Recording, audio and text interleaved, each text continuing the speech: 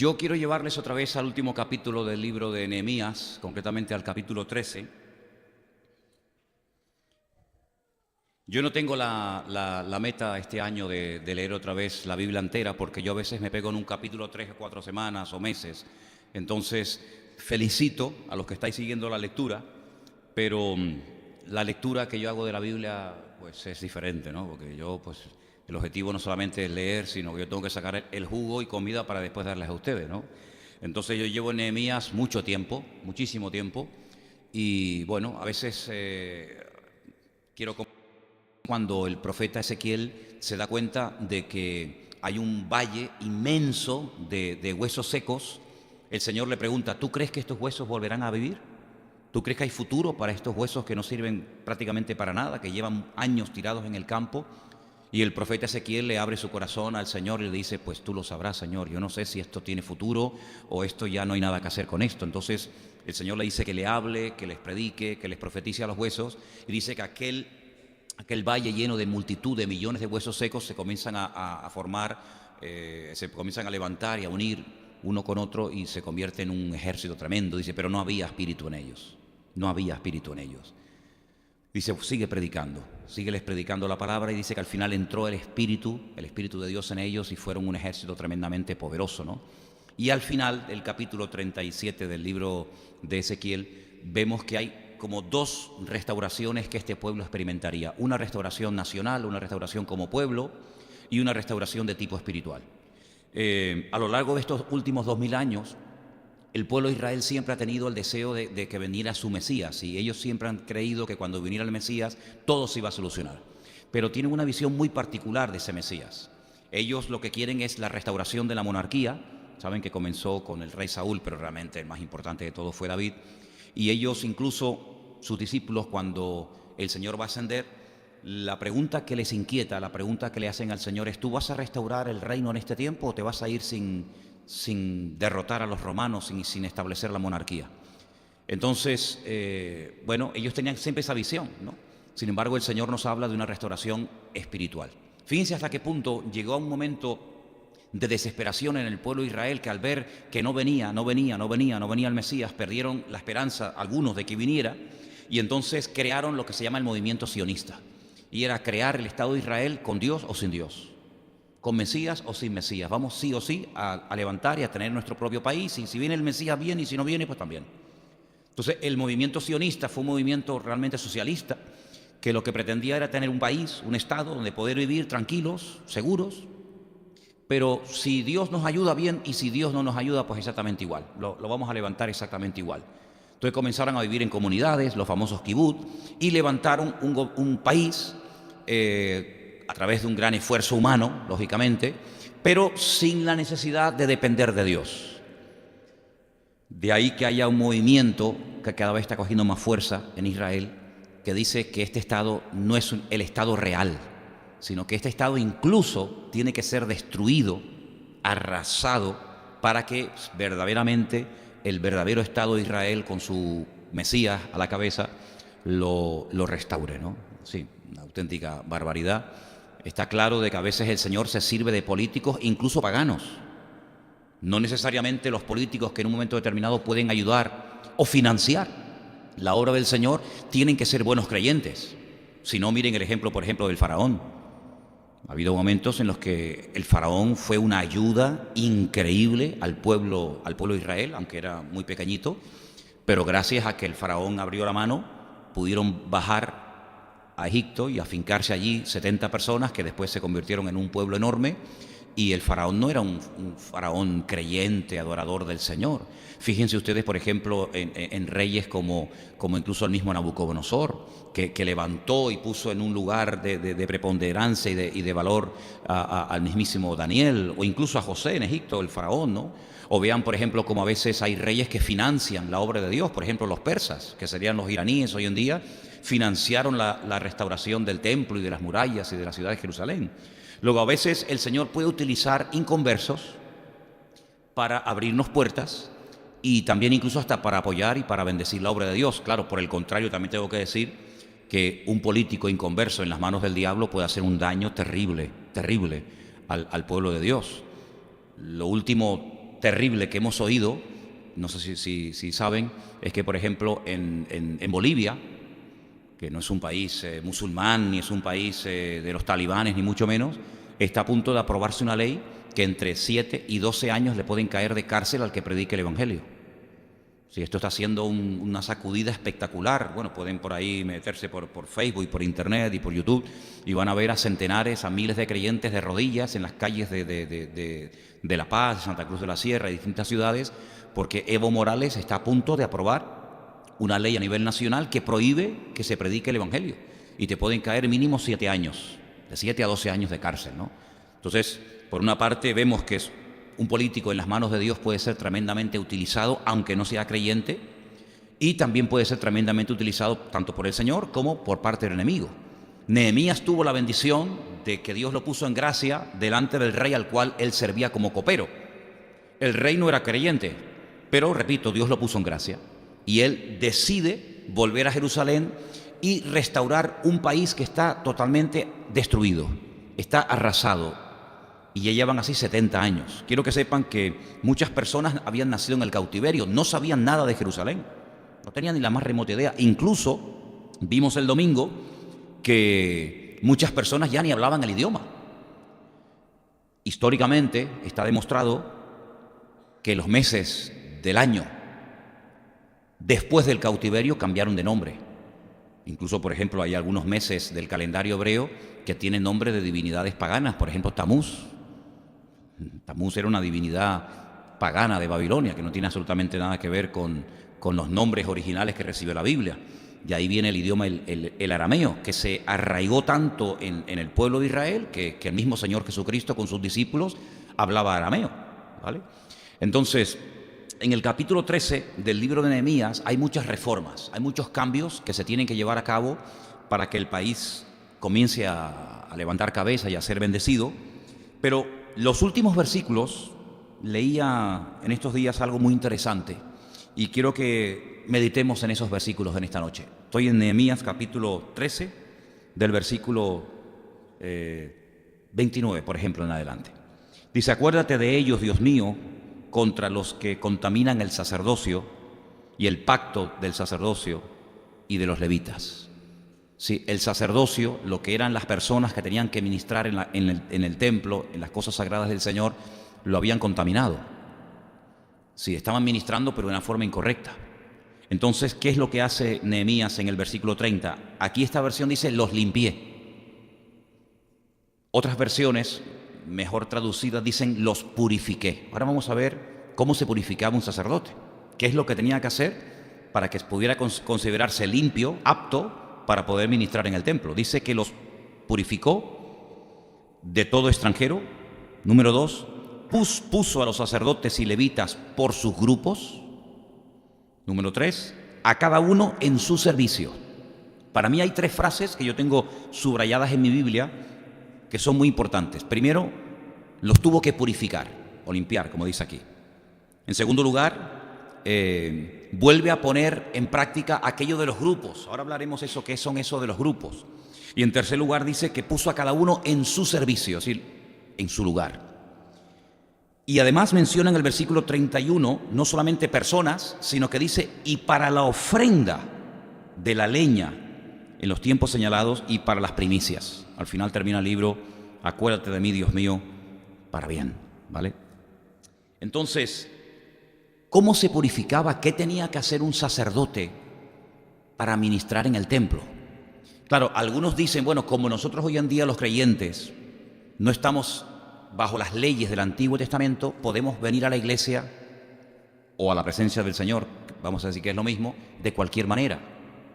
Y hemos cometido una gravísima equivocación. Hay algunas personas que vienen a la iglesia y no vienen preparados. Y ustedes pueden ver, por ejemplo, en un partido de fútbol, que cuando una persona está en el banquillo y el entrenador ha decidido cambiar a un jugador que está jugando porque está cansado, porque está lesionado, por lo que sea, le pide al que está en el banquillo que se caliente, que haga estiramientos, que se prepare para entrar no en frío, porque puede recibir una lesión, sino que entre ya caliente.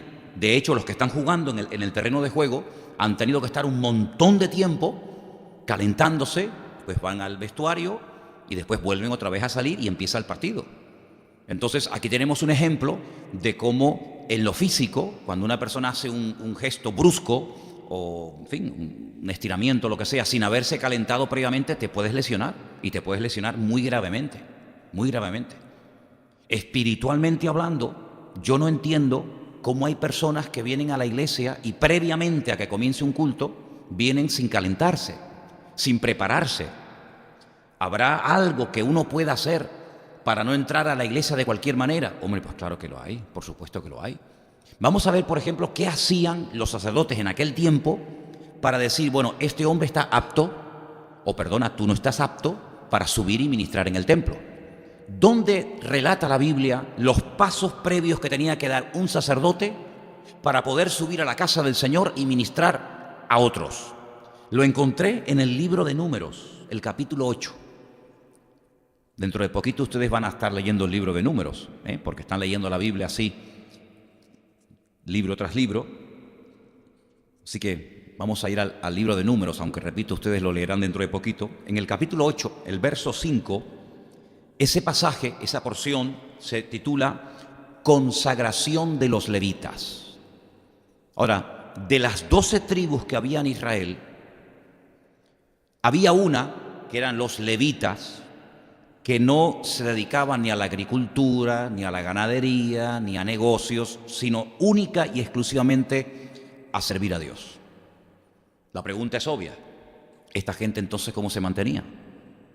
Si no eran ganaderos, no eran agricultores, no tenían negocios, no hacían comercio, ¿esta gente de qué vivía? Bueno, el Señor proveyó en el Antiguo Testamento, a través de la ley de Moisés, un sistema de mantenimiento del sacerdocio. De la casta sacerdotal, por decirlo de alguna manera, que eran los diezmos y ofrendas. Claro, cuando hablamos de diezmos y ofrendas parece que son dos cosas y nada más. No, el tema de los diezmos y de las ofrendas era algo tan amplio, hermano, pero es que esto nos daría años para estudiar esto, porque había diferentes tipos de diezmos, diferentes tipos de ofrendas, ofrendas que se tenían que comer una parte, ofrendas que no se podía tocar ninguna parte.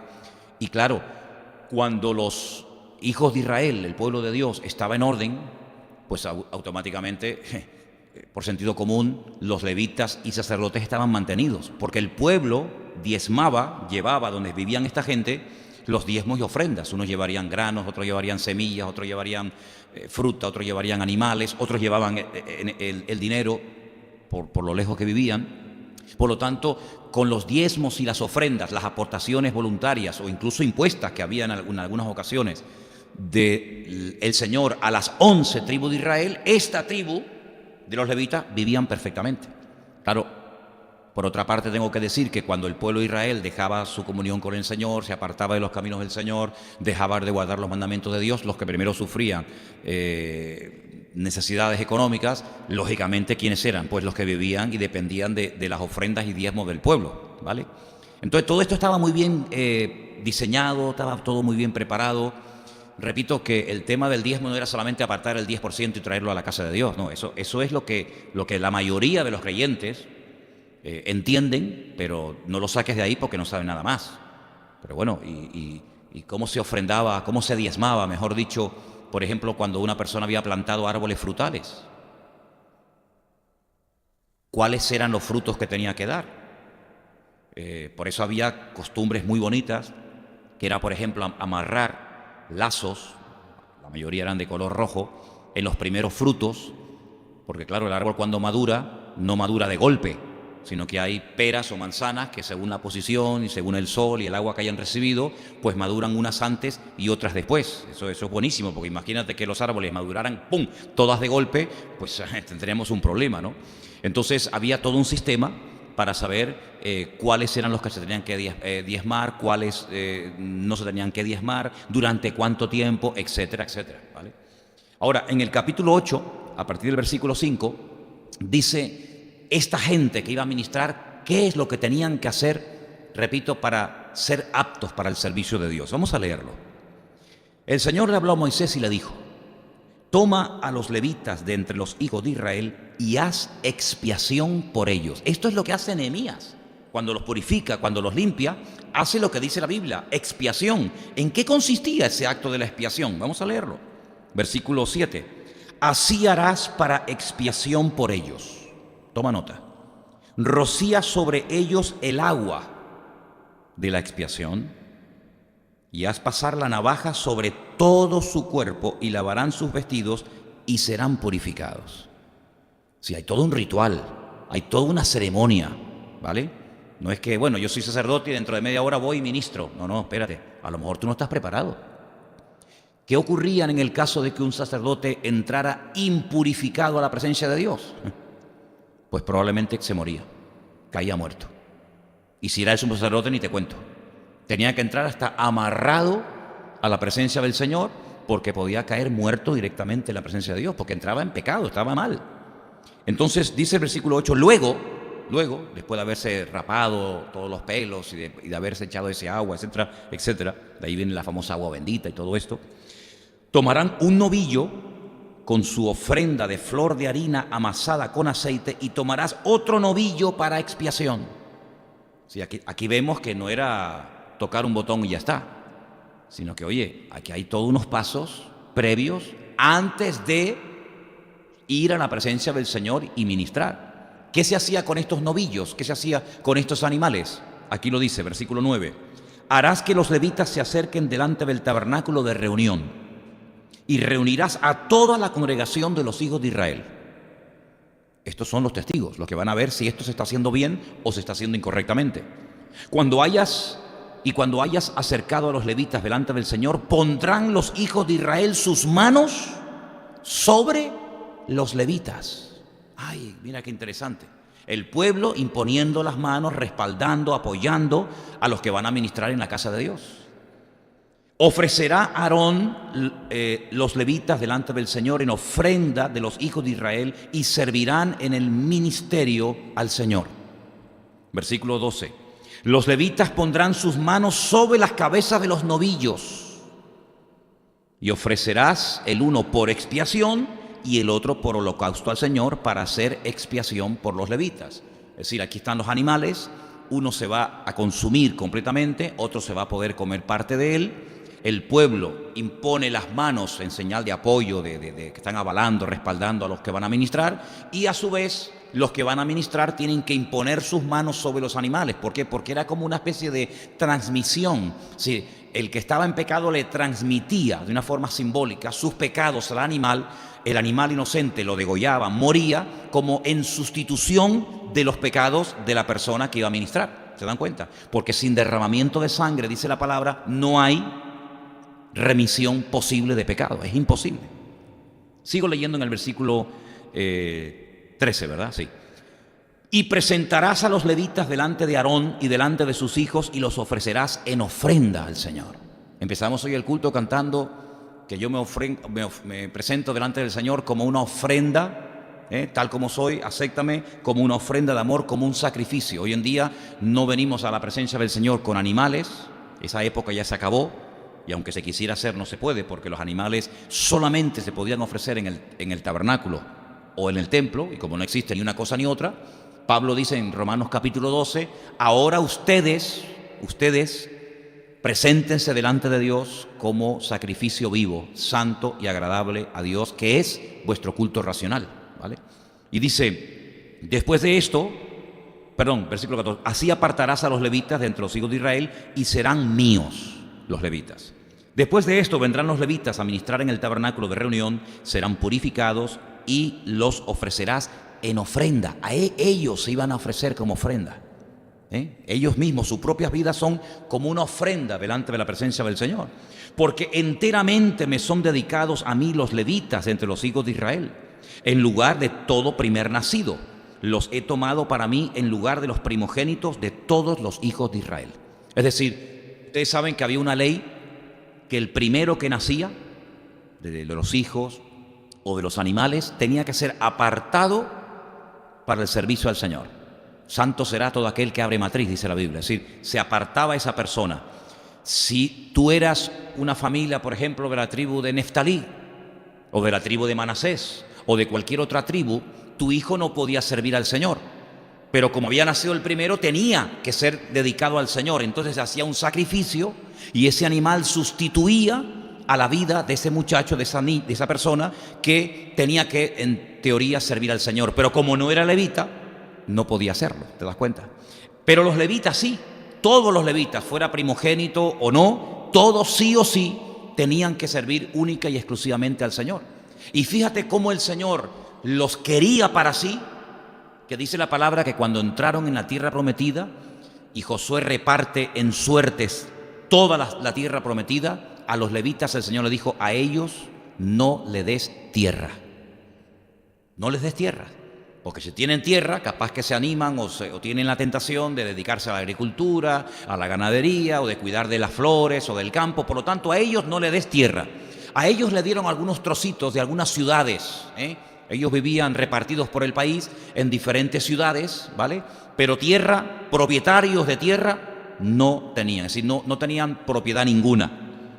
Y dice, porque 16, porque enteramente me son dedicados a mí los levitas de entre los hijos de Israel, en lugar de todo primer nacido. Los he tomado para mí en lugar de los primogénitos de todos los hijos de Israel, porque mío, ahí está, mío es todo primogénito de entre los hijos de Israel, así de hombres como de animales, desde el día que yo herí a todo primogénito en la tierra de Egipto, lo santifiqué para mí. Y he tomado a los levitas en lugar de todos los primogénitos de Israel. Entonces, vemos cómo el Señor de una forma especial hace que esta tribu se dedique única y exclusivamente a servir al Señor. No podían dedicarse a ninguna otra cosa. Ahora, ¿durante cuánto tiempo? ¿Desde cuándo hasta cuándo ministraba un levita? Es interesante notar cómo una de las cosas que a mí me parece tremendamente injustas es que cada vez están poniendo más alta la edad de jubilación, ¿verdad? Ahora se hablaba de 60 y... ¿cuánto es? 62, 66, 67. Bueno, hace poco oía un político, creo que era un político italiano, que decía que deberían de trabajar hasta los 70 como mínimo, para que de esa manera, digamos, el tema este de las jubilaciones y tal y cual funcionara. Sí, no te dicen 80 porque yo creo que no tienen, de momento, no tienen la cara de decirlo, pero probablemente lo proponga alguno de un momento a otro. O hasta la muerte, ¿no? Casi, casi. Sin embargo, fíjate, para que se quejen algunos de las cosas del Señor, para que se quejen algunos, ¿cuál era la edad de jubilación de un levita? Claro, yo leyendo esto dije, yo me tenía ya que haber jubilado hace años. Porque si yo estoy sirviendo al Señor, que es como una especie de levita, ¿no?, por decirlo de alguna manera, pues leyendo esto que vamos a leer ahora, yo ya me tenía que haber jubilado. No, en serio, Luis. Mira lo que dice. Capítulo 8, versículo 23. Luego habló el Señor a Moisés y le dijo: los levitas de 25 años arriba, de 25 en adelante, entrarán a ejercer su ministerio en el servicio del tabernáculo de reunión. Es decir, hasta los 25 años, prepárense, estudien, aprendan, pero a partir de los 25, amigo, ya tienes que comenzar a funcionar. Y dice, pero desde los 50 años, Elena, tú y yo ya estamos ya cao, ya nos pasamos. Pero desde los 50 años cesarán de ejercer su ministerio y nunca más lo ejercerán. Es decir, ¿trabajaban cuánto? 25 años. ¿Qué prefieres, la ley del hombre o la ley del Señor? Qué interesante, ¿eh? 25 años a pleno rendimiento, desde los 25 años hasta los 50. ¿Y después qué hacían? Lo dice el siguiente versículo. Servirán con sus hermanos en el tabernáculo de reunión para hacer la guardia. Estaban allí vigilando, no ejerciendo directamente el servicio, el ministerio, sino velando y cuidando que todo se haga decentemente y con orden para hacer la guardia, pero no servirán en el ministerio. Así harás con los levitas en cuanto a su ministerio. Claro, todo esto estaba perfectamente estipulado y clarificado en la Escritura, pero por el tema este de los 70 años de cautiverio, todo esto se había olvidado, esto ya no se practicaba. Entonces, cuando leemos en el capítulo 13 de Nehemías, que Nehemías los purifica, que Nehemías los limpia, es decir, que los consagra, él lo que está haciendo es retomar lo que se tenía que haber hecho siempre, pero que por lo que ocurrió, por la desgracia nacional, porque fue una auténtica desgracia el ser llevados al cautiverio, se había olvidado y se había perdido. Es decir, Nehemías sabía perfectamente que para servir al Señor uno tiene que prepararse previamente. Y esto es algo fundamental en cualquier carrera y en cualquier profesión y a cualquier cosa que te quieras dedicar en la vida. Sin embargo, hay personas que piensan que, bueno, que tú te autoproclamas pastor y mañana te nombras pastor y mañana te abres una iglesia y mañana te alquilas un local y te pones una chapa o te pones un cartel de iglesia evangélica y ya está. Sin embargo, vemos en la Biblia que primeramente nadie podía dedicarse a servir al Señor si tú no eras levita. Eso de entrada. En segundo lugar, se tenían que respetar unas edades. ¿Tú qué edad tienes? No, yo 18 años. Tú todavía no puedes. Tú tienes que prepararte. Tú tienes que aprender. Tienes que estudiar. Cuando cumplas 25 años, ¿vale? Empiezas. Y cuando tengas cierta edad, ya te paras. Para dar lugar también a otra generación, a otra gente. Entonces vemos que en la Biblia se le daba tanta importancia al tema este de servir al Señor, de los diezmos, de las ofrendas, etcétera, que hasta hay un libro entero. Un libro entero que en nuestra Biblia se llama libro de Levítico, que era el manual del levita para poder hacer las cosas correctamente. Claro, ¿tú quieres servir al Señor? Sí, venga, va, ponte ahí a predicar. No, espérate. Tienes que purificarte, tienes que hacer expiación, te tiene que avalar el pueblo, porque tú fíjate que, si habéis prestado atención a la lectura, dice la Biblia que era el pueblo el que tenía que imponerle las manos, como diciendo, estamos de acuerdo con esta gente, los apoyamos, aquí está nuestra vida, nuestro tiempo, nuestras ofrendas, nuestros diezmos para apoyarlo y que ellos después hagan lo que tengan que hacer. Así que no que se autoproclamaban levitas y se levantaban de la noche a la mañana, sino que había toda una preparación. Incluso en el mismo Señor Jesucristo una preparación. No es que empezó con 12 años ya a predicar y a hacer milagros y cosas, sino que Él esperó los plazos y esperó los tiempos. Entonces esto me llamó la atención, que Nehemías lo recupera, retoma el orden, porque si en algo tiene que haber orden es en la casa de Dios, y más cuando hay una persona que quiere servir al Señor. ¿Estamos de acuerdo, hermanos? Lo segundo que hace, en el capítulo 13 de Nehemías, recuerden que estamos, dice, puse a los sacerdotes y levitas por grupos. Yo no voy a leer ese capítulo porque es muy largo y a lo mejor a algunos les puede resultar un poco pesado, porque ahí aparecen muchos nombres y todo esto, y hay gente que todavía no tiene claro por qué la Biblia menciona tantos nombres. Hay gente que se aburre con las genealogías, con los nombres, pero cuando tú estudias estos temas te das cuenta de que son fundamentales. Son fundamentales. Y de hecho es tan fundamental el tema de las genealogías y de los nombres, que en la Biblia, al principio del Nuevo Testamento, aparece el árbol genealógico de Cristo, para reconocer si es o no es el verdadero Mesías. ¿Tu padre cómo se llama? ¿Y tu madre? ¿Y tu abuelo? ¿Y tu bisabuelo? ¿Y tú de qué familia vienes? ¿Tú dónde naciste? Entonces, ahí hay una línea genealógica espectacular, Mateo capítulo 1, que dice que es por parte paterna. Pero también, para que no haya género de dudas, también en Lucas 3, Mateo 1, Lucas 3, hay otra genealogía. Parece diferente, pero algunos dicen que una es la del padre y otra es la de la madre, para demostrar que el Señor Jesucristo era el verdadero Mesías y que lo puede demostrar con nombres y apellidos. No es que, bueno, yo soy el Mesías, sí, pero ¿cómo puedes tú demostrar que eres el Mesías? Pues si tú no eres ni de la tribu de Judá. Ahora, dice que los puso por turno. Bueno, en Primera de Crónicas capítulo 24, si ustedes se lo quieren leer, repito, es un capítulo un poquito pesadito, porque aparecen muchos nombres. Ustedes van a encontrar algo que dice que había 24 grupos. 24 grupos. Y cada grupo servía durante 2 semanas al año en el templo. Entonces subía un grupo, ministraba su tiempo, se marchaba, subía otro grupo, y tú tenías que respetar el turno. Es interesante notar, porque nosotros, por ejemplo, cuando vamos a una gasolinera y vemos que hay un coche delante de nosotros que va a repostar gasolina o gasoil o lo que sea, hombre, creo yo que todos esperamos el turno, ¿sí o no? Cuando vas al médico, dices, ¿quién es el último? ¿No te pasa eso? ¿Quién es el último? O cuando vas a un supermercado, cuando estás en una cola, siempre hay un turno, ¿no? Siempre hay un orden que tienes que respetar, quién llegó el último. Y cuando alguien se cuela, ¿cómo se pone la gente, ¿Cómo se pone la gente? Oiga. Y por eso han puesto algunas maquinitas con el numerito para que la gente no se cuele. Bueno, en la Biblia el orden, el turno, es muy importante. Por ejemplo, antiguamente, yo eso lamentablemente se ha ido perdiendo, pero eso viene de la Biblia, que cuando hablaban los mayores, los pequeños se callaban. Hoy es al revés. Cuando habla el niño, la madre se tiene que callar porque está hablando el niño. No le puedes llamar la atención porque el niño puede coger un trauma y después hay que llevarlo al psicólogo. Pero en otra época, cuando hablaban los adultos, los niños se callaban. Por ejemplo, en la Biblia, cuando hablaba el mayor, el menor se callaba. Y el menor aprendía del mayor, no al revés, ¿verdad? Y dice que ante las canas te levantarás. Cuando una persona tiene canas, lo cual quiere decir que es mayor que tú, te pones de pie y lo saludas. Yo espero que esa costumbre la tengamos en la iglesia, sobre todo en los jóvenes. Yo ya tengo canas, así que a mí me saludan de pie.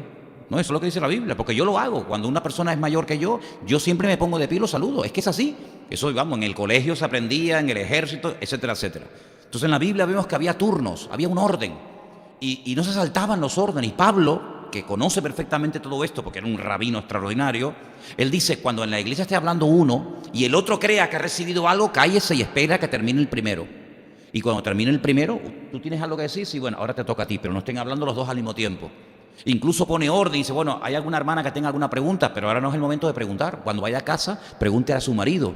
Y vemos que en la Biblia hay un orden, ¿verdad? Hay un orden y vemos que eso se respetaba tremendamente. Eso también se había perdido.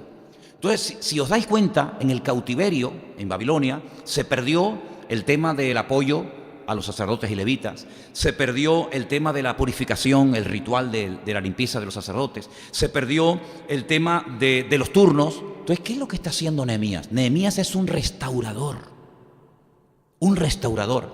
Y antes de seguir con el tercer punto del libro de Nehemías, quiero llevarles a un versículo extraordinario. Yo se lo compartía hoy a Adolfo.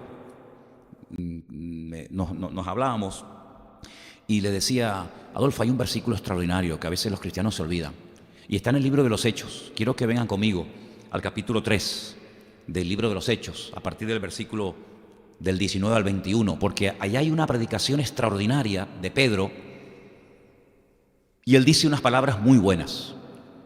Hechos 3:19 dice literalmente, así que arrepentíos y convertíos. Pero es que no es lo mismo.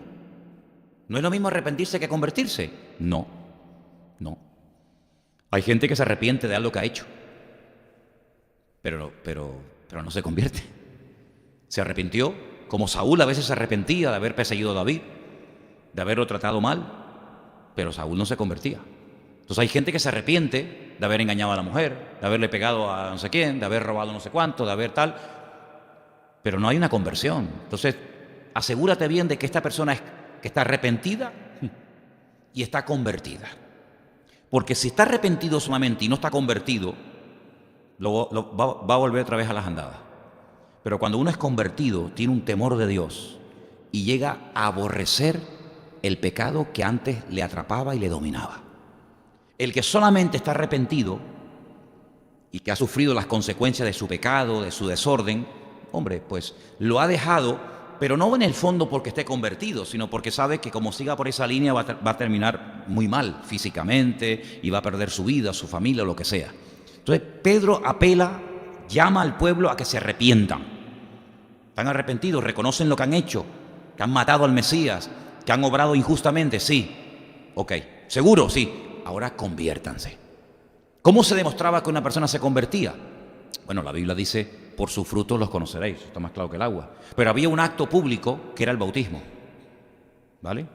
El judío que se bautizaba públicamente es que se estaba convirtiendo. De hecho, cuando se hace en el judaísmo el ritual de conversión, porque hay gente que no son judíos, pero son prosélitos, es lo que llama la Biblia prosélitos, son gente que se convierten al judaísmo, se tienen que bautizar. No se llama bautismo, se llama mikveh, ¿vale? Hacen un acto en el que se bautizan, se cambian el nombre, renuncian públicamente a toda creencia antigua. Por ejemplo, si eres cristiano y te quieres convertir al judaísmo, tienes que renunciar públicamente, renegar de Cristo, renegar del Señor públicamente, te bautizas, te sumerges en agua, te cambias de nombre y empiezas una vida nueva. ¿Te das cuenta? Entonces Pedro llama a la gente al arrepentimiento y a la conversión, y el resultado de esas dos cosas es que vuestros pecados serán perdonados y vendrán de la presencia del Señor tiempos de refrigerio. Gloria a Dios. Pero dice el versículo 20, y Él envíe a Jesucristo que os fue antes anunciado. Es interesante notar porque llegará un momento, un cierto número de conversiones que hará que el Señor diga, ahora vengo. Dice, hay algunos que en los últimos tiempos dirán que el Señor retarda su promesa y Pedro dice, no. El Señor no está tardando mucho, sino que el Señor es paciente para con todos para que procedan al arrepentimiento. Y dice que cuando, da la impresión de que como cuando ya llega el tope, por así decirlo, el número que el Señor tenía estipulado, Él envíe a Jesucristo, que os fue antes anunciado. Es decir, el Señor a lo mejor todavía no ha venido porque hay ciertas y determinadas personas que aún no se han convertido. Si eso no es misericordia, ¿qué nombre le podemos poner a eso? Pero el versículo siguiente es extraordinario y dice así, a quien de cierto es necesario que el cielo reciba o retenga hasta, ahí hay una cosa muy importante, hasta los tiempos de la restauración de todas las cosas, de la cual habló Dios por boca de sus santos profetas que han sido desde tiempo antiguo. Es decir, ¿te das cuenta cómo hay un proceso de restauración de todas las cosas? Si miramos la iglesia, hay una asignatura que se estudia en las escuelas bíblicas que es historia de la iglesia, desde que nació hasta hoy. La iglesia ha pegado muchos cambios, ¿eh? Si nosotros fuéramos creyentes de la Edad Media, no seríamos como hoy en día, no haríamos los cultos como los hacemos, en absoluto. Si nosotros hubiéramos sido cristianos en el siglo I, nosotros no tendríamos ni iglesias, porque en el siglo I no nacieron las iglesias, como templos. Eso fue a partir del 300 y pico después de Cristo. Cualquier sitio era bueno para hacer un culto, una cárcel, una playa, lo que fuera, ¿no? No siempre los cristianos fueron iguales que nosotros, no siempre se bautizaron igual, no siempre se predicaba igual, no siempre se creía lo mismo. Sí, la iglesia, el evangelio siempre ha sido el mismo, pero los cristianos han ido interpretando el evangelio y la Biblia de formas muy extrañas y muy diversas. Incluso si estudias la biografía, como yo les dije en el retiro que tuvimos el año pasado, ¿se acuerdan? De Fortaleciendo la Fe. Las biografías de Hudson Taylor, de Spurgeon, de Moody, de Juan Wesley. Tú lees cosas de esos hombres que tú dices, pero ¿cómo podían hacer eso? ¿Cómo podía ser Moody famoso por ser un gran fumador de puros y de pipa? Hoy en día vemos, si yo entrara aquí fumándome un puro, ¿no? O una pipa, dirían, ¿esto qué es? Sin embargo, en aquellos tiempos era normal, en Escocia, en Inglaterra, en Irlanda, un predicador con su pipa y el perro al lado y el tío leyendo la Biblia. Era normal. Entonces, hay tantas cosas que han ido evolucionando y cambiando a lo largo de la historia, pero dice la Biblia que el Señor nos quiere restaurar todas las cosas. Claro, nosotros tenemos el concepto de que nuestra iglesia como que es la mejor, ¿no? Pero bueno, una cosa es el concepto que yo tenga y otra cosa es lo que el Señor diga de la iglesia y de mi vida. Entonces el Señor quiere restaurar la alabanza, quiere restaurar la adoración, quiere restaurar absolutamente todo, porque nosotros a veces queriendo, sin querer, hemos ido añadiendo una serie de cosas creyendo que son así, resulta que no tienen nada que ver con la verdad. Les voy a poner un ejemplo. ¿Conocen la historia de cuando aquel publicano y aquel fariseo suben al templo a orar? ¿Se acuerdan? ¿Sí o no? Bueno, el publicano, el pobrecito, dice, sé propicio a mí, pecador. El hombre le daba hasta vergüenza orar al Señor, ¿no? ¿Qué decía el publicano? Oye, lo que dijo aquel hombre, yo no lo puedo decir. Claro, lo decía desde el pedestal de la arrogancia y de la soberbia, ¿no? Doy diezmo de todo lo que gano. Claro, los fariseos eran tan escrupulosos en esto que dice que hasta cuando iban a sembrar, contaban las semillas, el eneldo, el comino. ¿Sabes las horas que te tienes que pegar para hacer un recuento de las semillas y dar ofrendas de semillas? Sí. Dice, yo doy diezmo de todo lo que gano. Dice, ayuno 2 veces a la semana. Claro, yo estuve pensando ayer en esto, digo, si este hombre ayunaba 2 veces a la semana y el año tiene, ¿cuánto? 54 semanas, 52, este tipo ayunaba 100 y pico veces. 104, ¿no? 104 veces ayunaba al año. Si el año tiene 365 días, más de 100 días estaba ayunando. Sin embargo, la Biblia obligaba, o decía, mandaba un ayuno al año, el día del Yom Kippur, el día en el que el sumo sacerdote, entraba a la presencia del Señor. Ese día todo el pueblo tenía que ayunar, un ayuno al año. Uno al año. Este ayunaba 104 veces al año. ¿Quién puede decir eso? ¿Verdad? Entonces, él había añadido a su estilo de vida religioso una serie de cosas que ni la Biblia decía. Ni la Biblia decía que había que hacerlo, pero él lo hacía. Es como, por ejemplo, los judíos religiosos o practicantes en Israel dice que se tienen que poner su gorrito, ¿no? El kipá. Porque es como una señal de respeto de que están bajo la cobertura de Dios. Pero ¿saben lo que hacen los religiosos religiosos? Se ponen dos, el kipá y el sombrero. El kipá más el sombrero. Y si me quito el sombrero, siempre me quedo con uno. Y yo creo que hasta duermen y se duchan con el kipá. Hasta cuando se lo quitas, de tantos años que lleva eso metido en la cabeza. Hasta se duchan con eso. Entonces se han ido añadiendo una serie de cosas, pero lo que hace Nehemías es restaurar lo bíblico, restaurar lo correcto, restaurar el orden, los turnos, los 24 turnos, hay que restaurarlos. Los purifica, no es de cualquier manera. ¿Sabe lo que hacían algunos reyes de la época, tanto creyentes como paganos? Pagaban a profetas y a sacerdotes para que les ministraran a ellos, pero claro, tenían que decir lo que yo quiero que digan, no me vayas a venir aquí con cosas extrañas, ¿no? Sin embargo, Nehemías pone el orden de moda. Hoy en día el orden no está de moda. Hoy en día lo que está de moda es el desorden, la anarquía. Sin embargo, Nehemías pone de moda la limpieza, el orden, los turnos, la organización. Pero luego hace una cosa muy interesante y lo dice en el versículo 30 al final. Y puso a cada uno en su servicio. Puso a cada uno en su sitio. Esto es muy bueno. Esto es muy bueno. Y nadie protestó. Nadie dijo, no, es que yo quiero aquello. Yo no quiero la guitarra, yo quiero la trompeta. No, yo no quiero ser el portero, yo quiero ser el predicador. No, yo no quiero ser el predicador, yo quiero ser el... Sino que se dejaron poner cada uno en su sitio. Y yo pregunto hoy en día, ¿y quién nos pone en la iglesia cada uno en su sitio? ¿No? ¿Cuál es mi sitio en la iglesia? Porque hay algunos que todavía, después de años conmigo, todavía no están en ningún sitio. Todavía yo no sé ni para lo que vienen. Les digo la verdad, digo... No se puede contar con él ni con ella para nada, ¿eh? Porque cuando no hace una cosa, hace otra, cuando no está ocupado, está enfermo, cuando no está enfermo, está... Sin embargo, Nehemías dijo, no, tú te vas a poner aquí, no, y tú te vas a poner allá. Incluso, fíjate, para lo material, porque no es que le daban a uno un cargo para animarlo, como hacen algunos, bueno, vamos a darle un cargo para que se anime, no, sino que le decía, tú, tu familia y tus hijos con tus criados van a construir la muralla desde aquí hasta allí. Y nadie decía, ¿y yo? ¿Y yo por qué tengo que ponerme ahora a construir? Si yo soy un príncipe de Israel, yo soy un fulano, yo soy mengano, ¿no?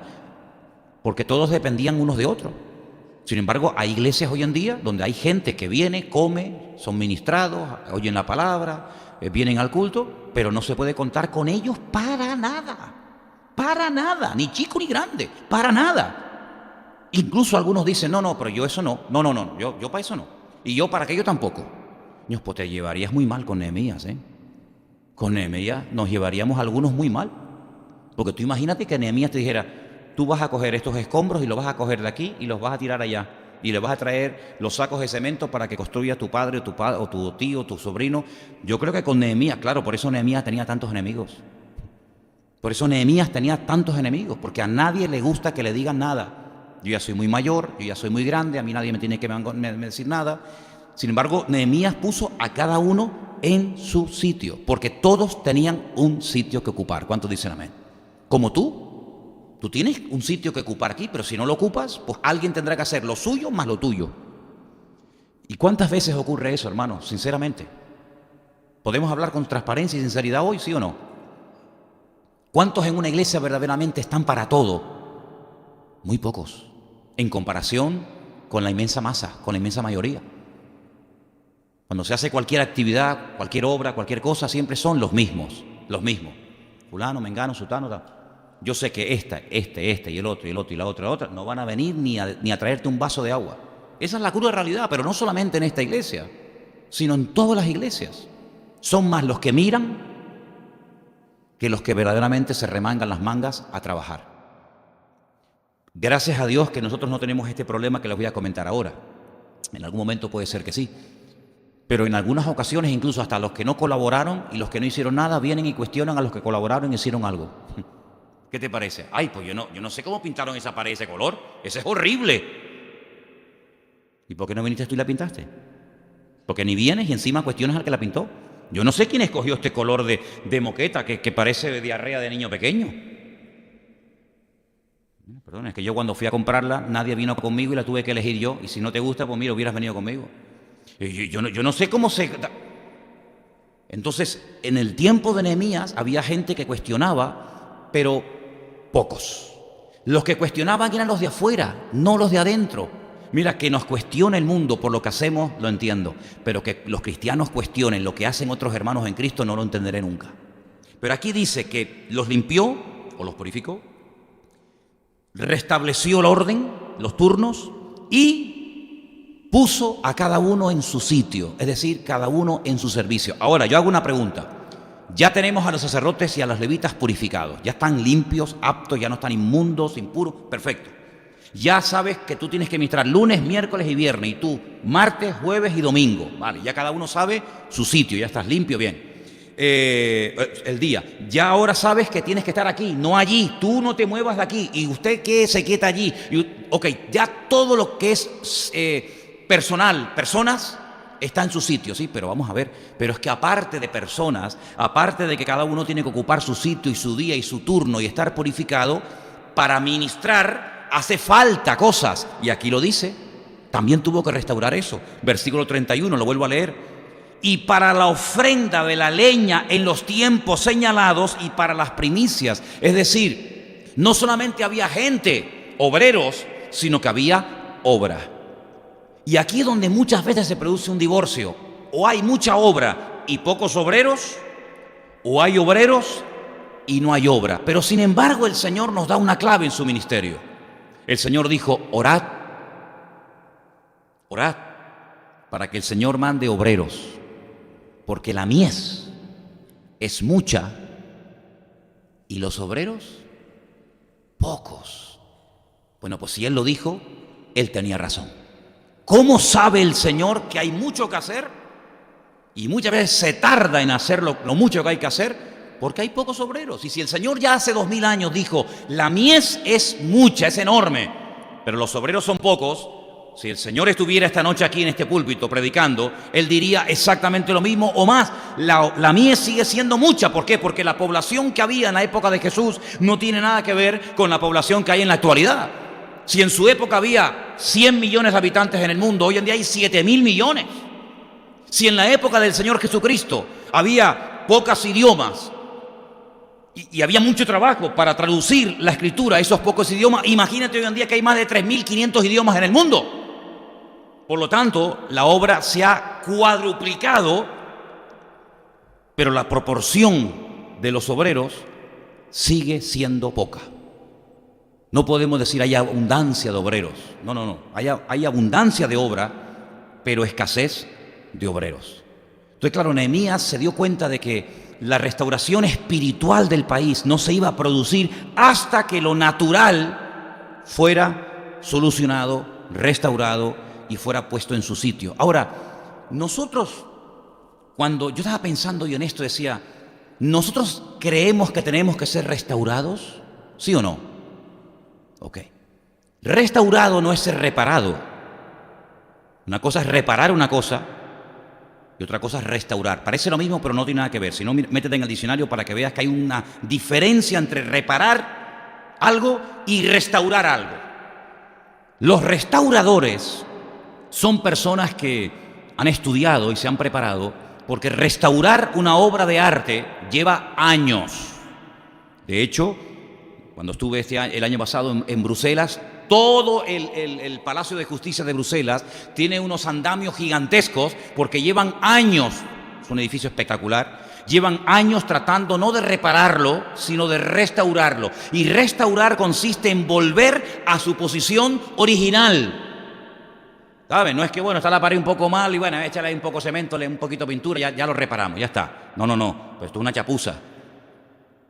Si cuando tú restauras una obra de arte, tú no puedes hacer una chapuza. Si cuando tú ves esa obra de arte, después de un largo y arduo proceso de restauración, la obra, el cuadro, la figura, está exactamente igual que cuando la hizo fulanito de tal. Y eso no es fácil. Ahora, si el Señor nos quiere restaurar a nosotros, pregunto y quiero que piensen en esto, si el Señor nos quiere restaurar, Yo antes de conocer al Señor no estaba mejor que ahora. Pero si el Señor dice que va a entrar en un periodo, en un tiempo, en los últimos tiempos, de restauración de todas las cosas, si el Señor nos quiere restaurar a nosotros, ¿a qué nivel nos quiere llevar? ¿Al de antes de conocerle? No, me quedo como estoy. Entonces yo pensaba en esto, ¿qué es lo que Dios quiere restaurar y a qué nivel nos quiere llevar el Señor? Y entonces, dando la vuelta en el tiempo, yendo hacia atrás, yo encuentro que en el libro de Génesis, libro que ustedes están leyendo ahora, yo ahí me encuentro al hombre perfecto, y a la mujer perfecta, y al matrimonio perfecto. Ahí me encuentro una armonía impresionante, de tal manera que Adán y Eva hablaban con Dios, Dios hablaba con ellos, había una comunión, una familiaridad impresionante. Es decir, no es que Dios te quiere llevar a los años de tu juventud, cuando tú tenías una facultad mental y física alucinante. No. Primeramente, nuestro botón de muestra y punto de referencia es nuestro Señor Jesucristo. Ahora, Adán, que fue perfecto durante un periodo de tiempo, no sabemos exactamente cuánto, si estuvo allí 1 año, 2 años, 100 años, no sé cuánto, llegó un momento en el que perdió esa santidad, esa comunión. ¿Por qué? Porque pecó. Pero no te olvides que en el libro de Romanos, o en la carta que Pablo le escribe a los romanos, él dice que Cristo es nuestro segundo Adán. Es decir, cuando yo veo a Adán, hermanos, yo veo lo hermoso y lo maravilloso que Dios hizo en él, pero me entristezco al ver cómo lo perdió todo. Porque Adán tuvo un periodo de su vida que fue una maravilla. Sin embargo, llegó un momento en el que lo perdió todo. La comunión con Dios, fue expulsado del jardín del Edén, comenzó a sudar. Si eso fue la consecuencia del pecado, luego antes no sudaba. Veo que su régimen alimenticio era algo totalmente diferente, veo que el clima era extraordinario, la gente vivía centenares de años, pero todo eso se perdió. Y uno dice, qué lástima, ¿no? Pero cuando veo a Cristo, veo que podemos volver a recuperar la posición original de perfección que Adán tuvo en un principio, y aún mayor, y aún mayor. Entonces, a ese estado es al que nos quiere llevar el Señor. Y entonces encontramos a Pablo que dice, hermanos, yo oro para que los ojos de vuestro entendimiento sean alumbrados para que podáis comprobar a lo que el Señor nos está llamando. ¿A dónde me quiere llevar a mí el Señor? Bueno, a mí y a ti. ¿A dónde nos quiere llevar el Señor? A la santidad de Cristo. Y yo digo, entonces a mí me falta una barbaridad. Claro, ahora entiendes cómo aquel pobre hombre, cuando entendió la bajeza, dijo, no soy digno. No levantaba ni la mirada. El otro, que si soy un hombre generoso, que si doy diezmo de no sé qué, que si doy ayuno. Sí, claro, pero es porque tú tienes el concepto humano de tu perfección. Pero aquel, cuando miraba al Señor, decía, yo no soy digno. Es como el hijo pródigo, ¿verdad? El hijo pródigo, cuando vuelve en sí, no dice, yo voy a la casa de mi padre y me meto por ahí para adentro y como lo que me da la gana, porque pasó mi padre y para eso soy el hijo. No, un momento. Cuando él volvió en sí, él hablaba y pensaba diferente a antes. Es decir, el hijo pródigo, cuando vuelve en sí, cuando empieza el proceso de restauración, no vuelve a como estaba antes de irse de la casa, porque, hermanos, por sentido común, si hubiera vuelto al momento antes de irse de la casa, volvería otra vez al punto de partida, a la rebelión, a la desobediencia, a la soberbia. Dame la parte de los bienes que me corresponde, tengo prisa, date prisa que me tengo que marchar, quiero hacer lo que me da la gana. Entonces, volver a eso, mejor te quedas como estás, porque otra vez se va a volver a repetir la historia. Pero él dice algo muy interesante: ya no soy digno. Amigo, ya no soy digno. ¿Y desde cuándo te has dado cuenta? Porque antes te creías que eras tan digno que le exigías a tu padre, dame. Y ahora dice, no soy digno. Oye, qué cambio, ¿eh? Qué cambio de ir por la vida diciendo a decir, yo no soy digno, yo no merezco nada. Hay un cambio sustancial, hay un cambio significativo. Luego añade algo muy interesante. Ya no soy digno de ser llamado tu hijo, así, ya ni hijo, sino que hazme como a uno de tus jornaleros. Es decir, ya no voy a hacer lo que a mí me da la gana, sino ahora estoy dispuesto a aceptar órdenes, estoy dispuesto a humillarme. Hazme como a uno de tus jornaleros. Un jornalero que era un esclavo, Tú ven para acá, tú vete para allá, coge estos sacos de papas y llévalos para allá, tú vete al campo, tú vete a ordeñar las ovejas, tú sácame las cabras, tú vete a cortar la leña. Sí, el jornalero es el que recibe órdenes y así él quiere ser. Yo quiero ser ahora el que recibe órdenes, no el que las da, dame, venga, date prisa, sino como a uno de tus jornaleros. Oye, es un cambio alucinante este muchacho, es un cambio tremendo cuando volvió en sí. Pero ¿cuándo volvió en sí? ¿Cuándo volvió en sí? Cuando se fue con las alforjas llenas y en su egoísmo y en su soberbia, no, sino tuvo que llegar, fíjate lo que te digo, tuvo que llegar a pisar fondo, a tocar fondo, se dice, ¿no? Sí, a tocar fondo. Él miraba a los cerdos, fíjate tú lo que es para un judío un cerdo, animal inmundo, y dijo, ¿cómo me echaría yo a la boca las algarrobas, que por cierto son muy ricas? No sé si alguna vez habéis comido algarrobas, son riquísimas, ¿eh? Pero bueno, un día está bien, pero comer algarrobas todos los días. ¿Cómo ansío yo el comer las algarrobas que comen los cerdos? Sí, tocó fondo, hermano, ya no podía llegar más bajo. Llegó a cuidar animales inmundos. Lo peor que podía hacer en la vida, hasta ahí llegó. Y ahí fue cuando él comenzó a darse cuenta de lo que había perdido. Bueno, de ahí el refrán, ¿no? Nadie sabe lo que vale algo hasta que lo pierdes o algo así, ¿no? Entonces él vuelve en sí y quiere ser restaurado. Pero cuando él regresa a la casa y él confiesa, porque dice la Biblia que con el corazón tú puedes creer muchas cosas. No, pero dilas, confiésalas. Con la boca se confiesa para salvación, dice la Biblia.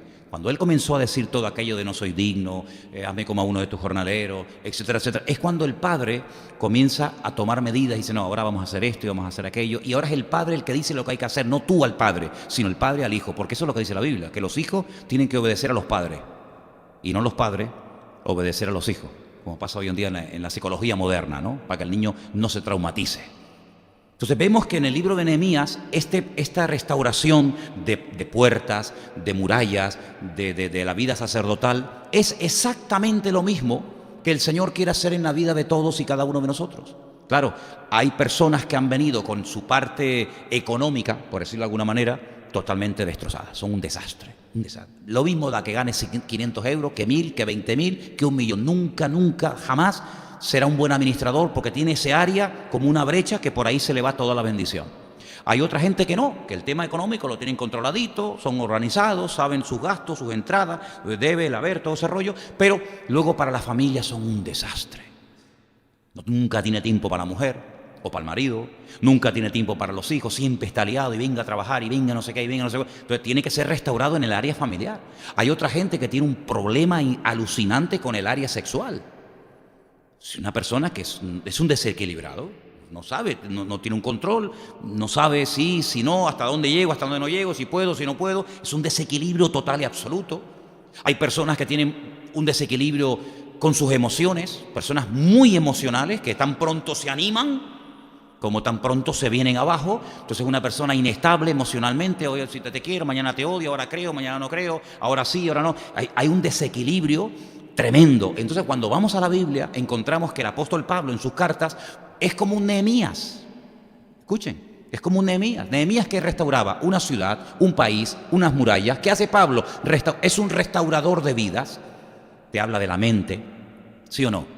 Te habla del corazón, te habla de las emociones, te dice todo vuestro ser, espíritu, alma, cuerpo, que esté tratado por el Señor. Entonces, ¿qué es la vida cristiana? Es entrar en un proceso arduo y largo de restauración. Pero así como las murallas no se restauraron solas, ni Jerusalén se restauró sola, tu vida y la mía tampoco se va a restaurar sola, sino que necesitamos a alguien que sepa restaurar. ¿Y sabes quién es ese alguien?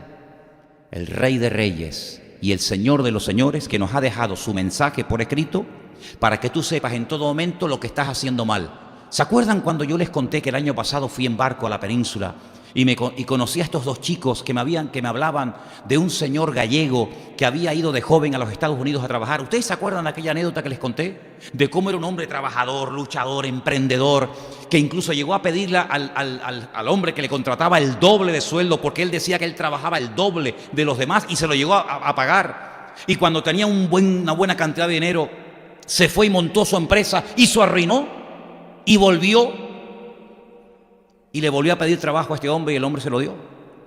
Y después de un tiempo coge y se marcha otra vez y monta otra empresa, otro negocio y se vuelve a arruinar. Y cuando viene la tercera vez, humillado, a pedirle perdón y trabajo a este hombre se le queda mirando y le dice: algo tienes que estar haciendo mal, porque no es normal un hombre tan responsable y serio y trabajador como tú. No es normal, no es normal, algo estás haciendo mal. Vamos a hacer una cosa, le dijo este hombre. En vez de yo darte otra vez trabajo, yo te voy a ayudar a montar por tercera vez tu empresa, pero yo voy a ser tu administrador. Yo te voy a prestar el dinero y yo te voy a observar y te voy a ayudar para que tu empresa funcione. Hoy es uno de los hombres más ricos de Miami. Un restaurante con hoteles, con casas, con no sé qué, con no sé cuánto. ¿Por qué? Porque este hombre, este empresario judío, le dijo: mira, estás fallando en esto, en esto y en esto. Tienes buen corazón, eres un tío trabajador, emprendedor, luchador, no sé qué, no sé cuánto, pero en este área eres un desastre. Se dejó tratar, se dejó ayudar y ahí lo tienes, hoy en día el hombre. Una bendición para él y para todos los que trabajan con él. En el sentido espiritual pasa exactamente lo mismo. Tú puedes ir por la vida con muy buenas intenciones, pero como un caballo desbocado. Un caballo desbocado. Es como si mañana te regalan un Ferrari y tú dices: bueno, sí, un Ferrari, sí, pero espérate. Es que un Ferrari, como toques un poco más el embrague, te lo cargas y te lo quemas. Y el embrague de un Ferrari vale 15.000 euros, ¿qué quieres que te diga? Y un cambio de aceite te vale un dineral. Entonces tienes un potencial espectacular, pero no sabes cómo utilizarlo. Eres un caballo desbocado, un diamante en bruto, como dicen algunos, ¿no? Aunque yo creo que a veces somos más brutos que diamantes, pero bueno. Entonces, el Señor en su palabra, ¿qué hace? Nos enseña. No es un dictador que viene a... No, al contrario, es un Dios de amor. El concepto no es el Dios que me quiere mangonear y me quiere controlar. No, al contrario, es que no hay libertad sin control, no hay libertad sin límites, no hay libertad sin normas. Claro, yo me siento libre cuando salga a la carretera, pero yo tengo que respetar el límite de velocidad. Yo no me voy a sentir más libre por poder ir de aquí al sur a 240. Es que eso se me vuelve en mi contra. No es lo mismo tener un reflejo en un coche que baja a 100 que un coche que baja a 300 kilómetros por hora. No es lo mismo. Y capaz que yo no estoy diseñado, ni preparado, ni cualificado para llevar una moto a 300 kilómetros por hora. Otro tipo sí, pero yo no. Entonces tenemos que conocer nuestros límites. Por eso Nehemías es un hombre extraordinario. Yo lo admiro porque decía: no, tú aquí y aquí vas a funcionar, pero si te pongo allí, te voy a hundir. Entonces yo quiero terminar diciendo algo. Mira, hermano, tenemos que pedirle en este año 2018 que recién ha comenzado: Señor, hazme ver en qué área de mi vida yo tengo que ser restaurado. Porque el gran problema es que muchas veces no vemos la necesidad de ser restaurado, sino que somos sabios en nuestra propia opinión. Y dice la Biblia: no se alabe el rico en su riqueza, ni el fuerte en su fuerza, sino que si en algo te debes de alabar es en conocerme y en entenderme. Entonces no es que yo soy sabio en mi propia opinión, alábete la lengua ajena y no tu propia lengua, dice el libro de Proverbios. Por lo tanto, si alguien me conoce mejor que mi madre, mejor que nadie, es mi creador. Se cuenta la anécdota de que Henry Ford, el creador de los Ford, yo no soy mucho de Ford, porque fue un hombre que ayudó mucho a Hitler en la Segunda Guerra Mundial, pero bueno, aparte de ese tema, se encontró una vez a un hombre tirado en la carretera y estaba desesperado porque no sabía qué le pasaba al coche. Y este hombre llegó y levantó el capó y le dijo: arranque el coche. Y arrancó el momento. Y le dijo: oiga, yo llevo una hora tratando de arreglar el coche. ¿Qué le hizo? ¿Cómo fue usted capaz de arreglarlo en 2 patadas? Dice: porque yo soy el creador. Yo diseñé cada pieza de ese coche. Lo conozco perfectamente. Soy Henry Ford. Ay, amigo. Tenemos a un diseñador. Tenemos un creador que te ha dado tu personalidad, que te ha dado el carácter que tienes, melancólico, flemático, colérico, sanguíneo, lo que seas. Dios nos ha dado unas capacidades humanas, intelectuales, espirituales, físicas, ¿verdad? Hay gente que tiene unas capacidades físicas que otros no tienen, pero hay otros que tienen unas capacidades mentales que a lo mejor no corre 100 metros en 10 segundos, pero es un genio, como matemático, como físico, lo que sea, ¿no? Entonces el Señor conoce cuáles son nuestras limitaciones y con su ayuda vamos a poder, esa fase que no me gusta nada, conócete a ti mismo. Yo el día que comencé a conocerme a mí mismo me asusté. Pero bueno, vamos a utilizarla para salir del paso, ¿no? El Señor es el que te va a decir: mira, hijo, Yo te diseñé y tú naciste y tu papá y tu mamá se conocieron. Y el resultado de ese amor y de ese encuentro eres tú. Pero yo te diseñé y te permití que nacieras para que llegaras en la vida a hacer esto, no esto. Estás empeñado en hacer esto y tú no vales para eso, pero tú vales para esto. Y si dejamos que el Señor nos pastoree en un acto de humildad, el que va a salir ganando eres tú. Porque Dios sin ti y sin mí puede vivir perfectamente. Pero nosotros sin Dios podemos equivocarnos. Y no te olvides que tenemos una sola vida. O aciertas a la primera o puede ser demasiado tarde. Y cuanto antes mejor. Porque si puedes aprender lo que tienes que aprender a los 15, mejor que aprenderlo a los 25, mejor que a los 40 o mejor que a los 70. Porque cuanto más tiempo lleve, tal vez te va a costar más. Así que, ¿por qué no le pedimos al Señor en esta noche que nuestro Creador y nuestro Diseñador nos restaure y nos muestre en qué áreas nuestras vidas tienen que ser tratadas? ¿Estamos de acuerdo? Ok, vamos a orar, hermanos, por favor. Ahí donde está, si usted quiere, cierre sus ojos y con todo su corazón, con toda su alma, en un acto de sinceridad total, dígale al Señor: Señor, yo te necesito, Dios mío, como padre, como madre, como marido, como esposa, como pastor, como empresario, como obrero, como estudiante. Reconocemos, Señor, que te necesitamos. Jerusalén necesitaba de una persona que pusiera orden, y ese hombre fue Nehemías. Y nuestra vida necesita ser puesta en orden. Nuestra vida necesita ser restaurada, seguro, en muchas áreas. Por eso en esta noche te pedimos en oración: haz la obra en nosotros que tú quieras hacer, Señor. Quita de nosotros las imperfecciones, quita de nosotros todo aquello que no sirve para nada, aquello que nos hace perder el tiempo, aquello que nos frena y nos aparta de nuestro destino. Quítalo de nosotros, Señor, y que podamos verdaderamente ser gente útil en el reino, eficaces en la obra de Dios. Y te damos gracias porque sabemos que si te lo pedimos de corazón y te permitimos, Señor, que tú lo hagas, tú lo harás, porque tú eres un Dios que bendices a aquella persona que se deja bendecir y tratar. Y te lo pido con toda mi alma en esta noche, en el nombre bendito de Jesús. Amén y amén.